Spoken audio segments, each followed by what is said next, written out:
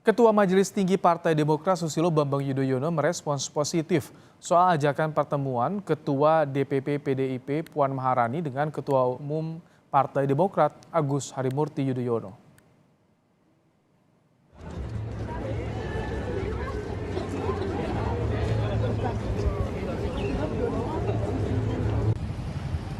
Hal ini disampaikan Ketua Majelis Tinggi Partai Demokrat Susilo Bambang Yudhoyono usai berolahraga di Gelora Bung Karno, Senayan, Jakarta. SBY menyebut Ketum Partai Demokrat Agus Harimurti Yudhoyono yang juga putranya sudah menerima ajakan pertemuan Ketua DPP PDIP Puan Maharani. Sebelumnya, Sekjen PDIP Hasto Kristianto menyebut Puan Maharani bakal berdialog dengan AHY dengan menghormati etika politik.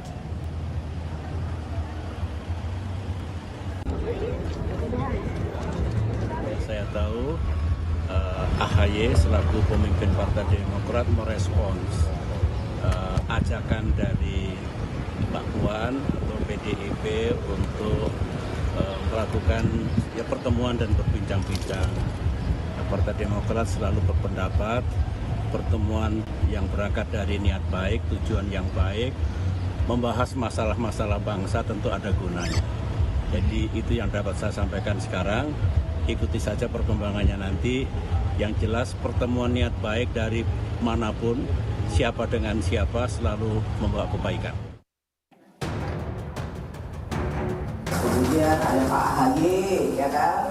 Ya, berterima kasih kepada siapapun yang menyebutkan bahwa AHY bisa diperhitungkan dan sebagainya.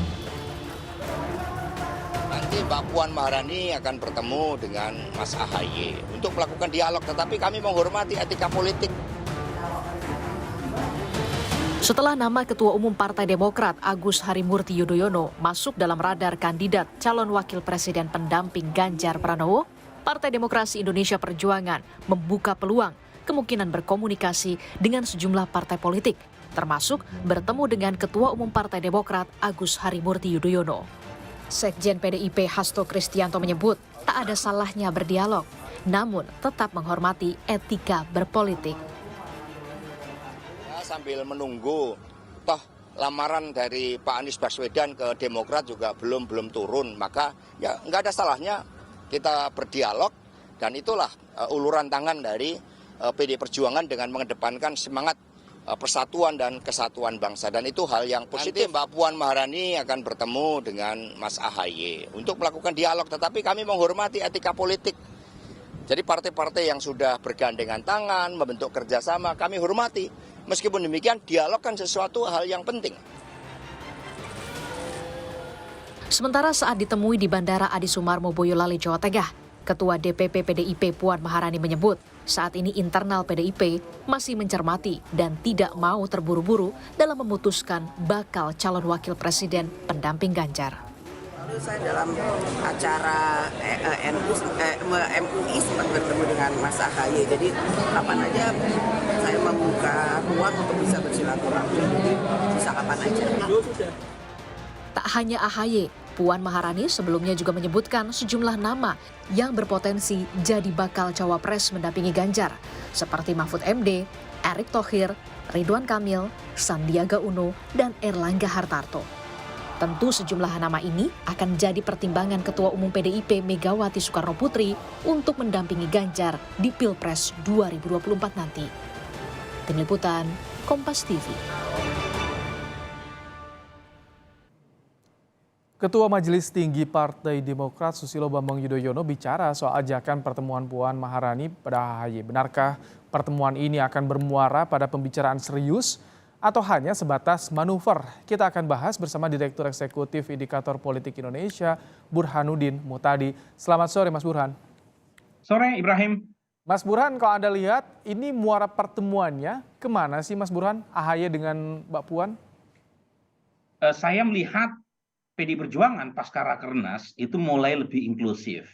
Sebelumnya terkesan PD Perjuangan menutup pintu dengan banyak partai, termasuk statement sebelumnya yang dikeluarkan oleh elit PD Perjuangan yang mengatakan Demokrat dan PKS sulit untuk berkoalisi dengan PD Perjuangan. Dan ternyata setelah Rakernas ada perubahan strategi yang menunjukkan PD Perjuangan lebih merangkul, lebih inklusif, dan itu ditunjukkan gesternya oleh Mbak Puan. Dan Mbak Puan ini kan putri dari Ibu Mega dan almarhum Taufik Kemas. Taufik Kemas ini adalah elit PD Perjuangan yang mampu menjadi icebreaker ketika SBY berkuasa sebagai presiden. Pak Taufik Kemas inilah yang berhasil mencairkan hubungan PD Perjuangan dengan Demokrat. Meskipun PD Perjuangan tetap berkoalisi, tetapi Pak Taufik Kemas dipilih sebagai ketua MPR bahkan oleh fraksi Demokrat. Nah, saya melihat Mbak Puan sedang mencoba memainkan fungsinya sebagai icebreaker tadi.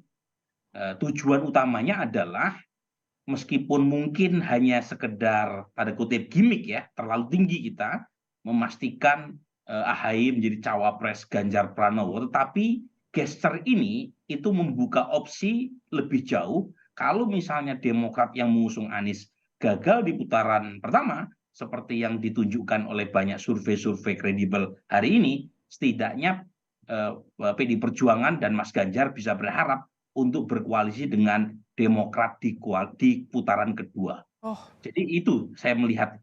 berarti ada, kalau misalkan ada harapan ke arah sana bisa berkoalisi, walaupun di putaran kedua ini bisa memecahkan kebuntuan yang selama 20 tahun ya kita hitung ya.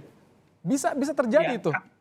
bahkan Ibrahim, kalaupun toh tidak bisa berkoalisi karena hubungan yang bersifat antagonistik antara Ibu Mega dengan Pak SBY, tetapi setidaknya pernyataan dari Mbak Puan, kemudian ajakan untuk bertemu ya dengan Mas AHY, kemudian gesture yang lebih ramah dan lebih simpatik dari Mas Hasto, itu setidaknya akan dibaca oleh konstituen Partai Demokrat, dan mereka ya para konstituen pemilih Partai Demokrat maupun pendukung Mas AHY itu terbuka untuk memilih opsi lain setelah misalnya calon atau capres yang diusung oleh Partai Demokrat tidak lolos putaran kedua. Jadi misalnya ya, Baik, tapi dengan pernyataan Mas Burhan, tapi selain itu apakah ada juga ke arah kalau ini mencoba untuk mengganggu koalisi sebelah, Mas Burhan? ya menurut saya kan tafsir semacam itu nggak bisa disalahkan juga Ibrahim ya. Kalau kemudian muncul seolah-olah gitu ya ada gangguan kepada koalisi perubahan. Tetapi kan bukan berarti keuntungan buat PD Perjuangan saja. Partai Demokrat juga bisa mengambil keuntungan dengan mengatakan kepada Nasdem atau PKS mitra koalisinya bahwa ketua umum yaitu Mas AHY itu juga dilirik oleh capres lain, dan itu akan meningkatkan bargaining position, terutama ketika Mas Anies belum menentukan siapa cawapresnya. Jadi sebenarnya dalam politik kita tidak bisa mengatakan ini adalah keuntungan si A, si B, kemudian yang lain tidak mengambil keuntungan sama sekali. Jadi masing-masing saling memanfaatkan. Oh, jadi dengan adanya kode dari Mbak Puan, kemudian ajakan pertemuan ini memberikan dampak elektoral juga bagi Demokrat, bagi AHY sendiri menjadi daya tawar juga, Mas Burhan. Bukan dampak elektoral ya, tapi daya tawar tadi. Daya tawarnya aja. Oh, Ibrahim sedang negosiasi terkait siapa cawapres Mas Anies. Nasdem menolak dengan keras, PKS terlihat enggan, tiba-tiba nama AHY disebut oleh Mbak Puan sebagai bakal calon wakil presiden Ganjar. Itu kan jelas menaikkan posisi tawar, meskipun lagi-lagi too good to be true untuk membayangkan seorang AHY menjadi cawapres Ganjar. Tetapi setidaknya kan bisa menjadi amunisi tambahan buat Partai Demokrat untuk menaikkan leverage sekaligus daya tawar ketika berhubungan dengan Anies Baswedan. Kalau tadi bacaannya ini bisa arahnya ke tadi 2 putaran. Nah, jika 2 partai ini bekerja sama, pertimbangannya apa? Alasan kuatnya dari Demokrat dan PDIP seperti apa, Mas Burhan? Ada 2. Yang pertama adalah chemistry. Nah, pada titik ini terus terang PD Perjuangan kalah set ya, kalah start dibanding dengan Prabowo. Prabowo jauh lebih lincah dengan mendatangi Pak SBY di Pacitan, apalagi Demokrat kan sebelumnya mendukung Pak Prabowo di 2019. Nah, sebelum ini kan PD Perjuangan terlalu kaku ya, kurang fleksibel. Tapi setidaknya dengan langkah dan statement dari Mbak Puan itu membuka opsi gitu ya, untuk mencairkan suasana. Itu chemistry yang pertama. Yang kedua adalah menurut saya mau tidak mau adalah kans siapa yang potensial menang. Jadi kalau misalnya salah satu pendukung capres tertentu, entah itu Demokrat, entah itu PKS, Nasdem misalnya ya, kalau kita mengasumsikan Ya. survei hari ini itu betul, yaitu survei indikator, survei Populi menunjukkan Mas Anies agak berat untuk masuk putaran kedua, maka partai-partai pendukung Mas Anies akan melihat siapa di antara Pak Prabowo atau Ganjar yang potensial menang. Oh, itu yang diperebutkan. Ganjar potensial menang, meskipun chemistry-nya berat, ya tentu Ganjar akan dilirik oleh partai pendukung Anies di putaran kedua. Oh. Tapi kalau potensi menangnya ada di Pak Prabowo, meskipun chemistry-nya kurang terjalin, ya kemungkinan partai-partai yang nggak lolos putaran pertama akan berlabuh ke sana. Mas Burhan, tapi yang menarik, Pak Hasto juga bilang menghormati etika politik. Dari diksi ini, apa artinya Mas Burhan kalau Anda cermati? Ya kan begini, jangan sampai kan PDI Perjuangan dianggap mengganggu rumah tangga orang lain. Oh. Ya bagaimanapun kan koalisi ini ibarat pernikahan. Meskipun belum ada akadnya ya, akadnya kan nanti di bulan Oktober 2023. Nah kalau misalnya ini mungkin masih tunangan lah ya, kita anggap gitu. Kalau misalnya ada pembicaraan kepada Mas AHY-nya sudah resmi sebagai cawapres Mas Anies, itu kan bisa menimbulkan kesan PDI Perjuangan mengganggu tunangan orang. Tetapi sekarang kan belum ada keputusan resmi siapa cawapres Mas Anies. Saat yang sama Demokrat juga akan mengatakan di internal koalisi perubahan bahwa capres ketua umum mereka yaitu Mas AHY ini barang mahal, buktinya disebut oleh partai pemenang seperti PDI Perjuangan. Jadi menurut saya sih saling menguntungkan gitu ya, hubungan kedua tokoh ini, dan buat publik juga bagus. Bagusnya adalah mencairkan suasana ketegangan jelang pemilu 2024. Sehingga partai yang selama ini dianggap sulit untuk bertemu seperti PDI Perjuangan dan Demokrat sekalipun bisa ketemu.